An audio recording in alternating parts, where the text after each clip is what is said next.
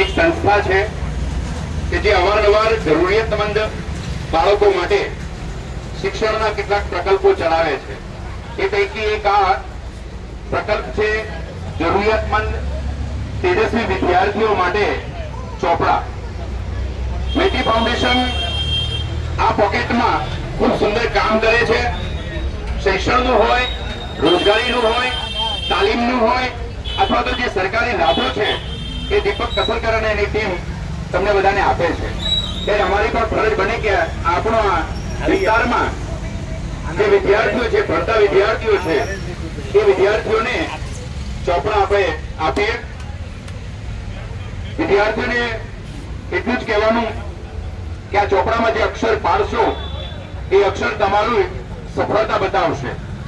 એટલે તમારા જે અક્ષરો આમાં હશે એ તમારું શિક્ષણ દેખાશે.